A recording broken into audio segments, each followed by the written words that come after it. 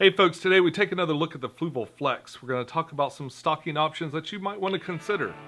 And take a look at what I picked right after this.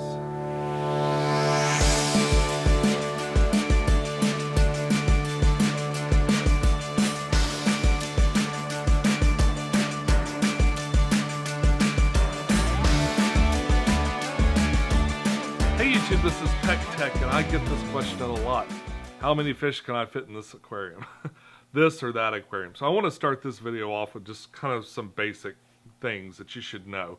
I'm not going to spend a lot of time on it, but everything is relative, okay? So planted tank, not planted tank, fake plants versus bare bottom, the type of filter media maybe that you use and how long it's been cooking. All these things are variables in your aquarium that are going to increase or decrease your chances for success. And as weird as it sounds, as you stock your tank, you're going to need a plan for your bacteria. And by that I simply mean as you add biological material to your aquarium, you need to offset the bio load somehow. Okay, so the Fluval Flex comes in two sizes, 9-gallon and 15-gallon. I haven't even seen the 9-gallon. You know, I know what a 10-gallon tank looks like, obviously, and it's just a little bit smaller than that. But you'd be amazed once they start to get small. I noticed in the specs, like when they went from the 2-gallon to the 2.5-gallon, it seems like a huge difference.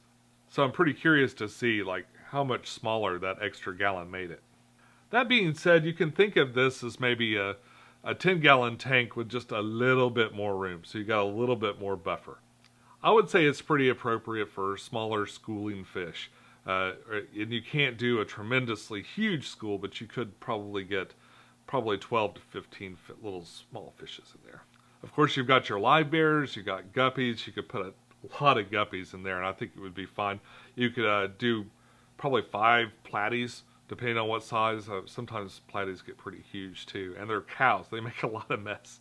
They make a big mess. I love platies, but they tend to generate a lot of waste, so I don't usually have a lot of them. Now, I kind of always judge my tanks, like the bio load my tanks can take, by the plants. Now, the plants don't completely offset the waste that comes out of the fish, and in fact, they don't do much at all until they're growing, which is why I wait. I like to give the plants at least a month's head start before I start to add fish. And that's just something I've done with a number of these other aquariums, and it's worked out really well. Sure, the fish waste does offer a little bit extra fertilizer that I don't really add. I don't add a lot of supplements, especially when I first start a tank. When you first start up a planted tank, the nutrients are at their max, so if you throw a fish in there on top of it, you're just asking for algae. And if you have to fight algae in those first couple of weeks with your planted tank, one, you're going to be sick of it before you even begin, because it's a long haul thing, right? And two, you're totally going to wreck your aquascape just trying to pick algae. I mean, once you get that hair algae really starts to develop inside of there, if it gets bad, it just takes forever to get rid of it. So to avoid all that, when I started planted tank, I let it set a minimum of 30 days, all right? And then I started adding some biological material to it. Tanks will eventually cycle themselves. If you're very, very, very patient, you could let a planted tank sit for a long, long time, and there would be enough biological material for it to probably be okay for life. That's why it's generally a good idea to add your fish a little bit at a time. If you can readily get that fish, you know, maybe get half of the school, and then, you know, in a couple of weeks, you know, test your water, and in a couple of weeks add a little bit more. I think the old wives' tale about stocking aquariums has always been that 1 inch per gallon rule, and that is totally inaccurate. 1 inch of one fish is different than 1 inch on another fish. I mean, maybe it's 1 inch long, but it's like 5 inches wide, you know. The way I judge how many fish can go in an aquarium is basically by the amount of waste they produce and the amount of plants that I have to absorb it. Now, this is not a lot of plants. This is sort of a smattering of plants. I've got just a little bit of growth. Each of these plants has a tiny little bit of growth, so I knew it was time to go ahead and add some fish. So when we check back in the summer, hopefully this tank will be a little bit more grown in. It'll be nice and bushy in there, and at that point I'll probably add a few more fish. I've found that in my aquariums with really robust plant life, they get almost no algae, and the fish just seem happier. They're more lively and active. They tend to eat better. I'm definitely sold on planted tanks, but that's enough about that. One of the really cool things about the Flex is the back filter. It's got a really, really huge chamber on either side, both the pump side and on the pre-filter side, we'll call it that. One disadvantage is that it's got these really, really big slots. So in the back of this tank, you've got this one chamber where the water goes in, and I added filter floss the day I set this up, and it's actually still in there. I added some filter floss and it immediately cleared this whole thing up. So there's a great little polishing thing. Plus, that's going to help keep your biological stuff from getting too clogged up too if you got that kind of filter floss. Now, what I did temporarily is I've pushed the filter floss down to the bottom here. And it's keeping the vents on the bottom kind of closed off so fish can't get in there. And I've already seen my Endler's library up there in the top vent. He likes to go in there and hide and run around, and then he comes back and forth. It's pretty annoying. I have hundreds of these Endler's live bears. I bring them all in from the pond right before the winter, and they end up in all my tanks. So he was the first little astronaut to go in there along with some biological supplement. I've used both the Marine Land and this Fluval Cycle. I've heard some really bad reviews on some of these biological supplements, but my tanks are pretty well in the way. I mean, I always throw more filter material and other stuff too. I never know exactly which component of what I'm trying to do to offset this bio load is working, but it's just worked. I mean, I test the next day and I'm fine, but I've got spare filter material all over the place, so I can pull quite a bit of stuff, and this has got a ton of room in there to hold like whatever I want to throw in it. Another thing that's pretty cool about this tank is it's got the built-in lid that pretty much keeps the entire top of it enclosed. There's a small part in the back where the cords come out, but it's separated by the filter area. With that in mind, it might be great for fish that tend to jump out a lot. Of course, you'll have to watch it when you're doing maintenance and stuff like that, but for tanks where things can crawl out and that's a problem, it's got a lid, and it's pretty good. It does have one small open space right here at the top, which I guess could be covered if it was a big, big problem, but for the most part, the lid's on there. It's nice and tight and all the way around, so that's something else.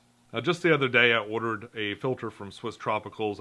I've just got a big piece of foam. I'm going to cut it down. It's got a perfect little spot where you could like slide something. It looks like it was meant for you to slide something there, almost like a pre-filter. I mean, it's got just a perfect little wedge where you could take a foam that's maybe just a little bit bigger than that size and push it in there and hold it down. So I'll be doing that on a future video. But if you make those adjustments to the filter, this could be a really, really cool shrimp tank. And if you get some of those really unusual shrimp, they have some that kind of look really neat under black light and different colors of light. You've got all kinds of color options you can do, even if it's just to kind of like look at it for a second. But yeah, you can really do some interesting things with the colors of the lights in this tank, which could offer more options if you're into glowfish and things like that. Could be pretty neat. I think the way they make glowfish is kind of neat, but I'm not really into the genetically modified and tattooed and humanized fish. This is just not for me. One thing I've been guilty of a little bit, but I don't do a lot, is put a fish in a tank that I know it will outgrow. You need to have a plan for the whole life of a fish that you purchase. So I have one large-ish fish in my tank downstairs that I need to grab and put in the 55, but I've got a plan for him. He's got a place to go. But what you don't want to do is get one of these, throw an Oscar in there, and then try to get by for a year. That's just not going to work. And it's a small tank with a big filter, but you don't want to put too much on there. If you're going to stock it heavy, you're really going to have to do that very slowly over a period of time. I prefer to keep mine lightly stocked, heavily planted, and just looking nice without a lot of effort. This could be a nice tank to like show off a couple of Dwarf Cichlids if you want to give some Dwarf Cichlids kind of a nice spacious home. It's got good circulation in there. You could probably even get them to breed. Really, these smaller tanks is like small but not small. You know, you got your 10, your 20, your 15 gallon tanks. Those are great to showcase one particular species if you want to do a species tank, because it ends up being sort of a special small showcase for one particular animal. I mean, in a bigger tank, you could have all kinds of things going on, but you really got to scale all that down for these smaller tanks. Now, the fish I chose to add to this tank is sometimes called the gold tetra, but I prefer to call it a brass tetra because steampunk. These fish are from South America, and the way they get their name is particularly interesting. See, they have this kind of goldish sheen, and that sheen comes from a secretion in the fish's skin to defend itself against a parasite, this particular parasite. Now, this fish can be bred in home aquariums and factories and the like. But what's interesting is the ones that are captive bred tend to just have that silver sheen and not so much of the gold. I guess the thinking is if they don't have the parasites to defend against, the reaction never happens. And I've actually seen this before. I'm a big fan of Rummy nose tetras. I love Rummy nose tetras.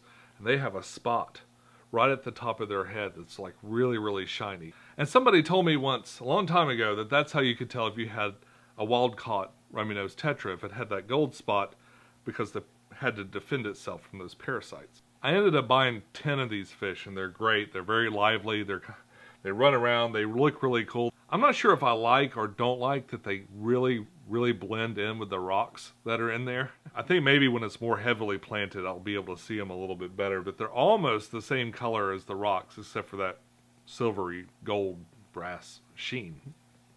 So for about a week before I brought the 10 fish home, I had one Endler's live bear that I put in there, my little astronaut, along with a little biological supplement. I used some of the marine land stuff and just tested the water every day. Now when everything seemed to be alright, I went and got the fish. I added them along with a whole container of the marine land supplement that's supposed to make it safe for up to 20 gallons. But because I don't trust only in that, I went downstairs and I grabbed some biological material out of some of my other filters, and I threw it in there as well because there's plenty of room. Also added maintenance doses of this Fluval cycle supplement, just a little bit each day to help it along. It might be overkill, but who cares?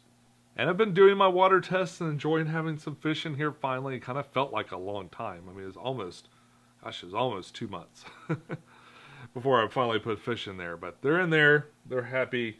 I'm glad to have them. Now, folks, I'll be at the Big Fish Deal in just a couple of weeks, and I've got a crazy aquarium to build, so I'm going to cut it off there. Remember to follow your bliss, keep a clean tank, and I'll see you soon. Bye-bye.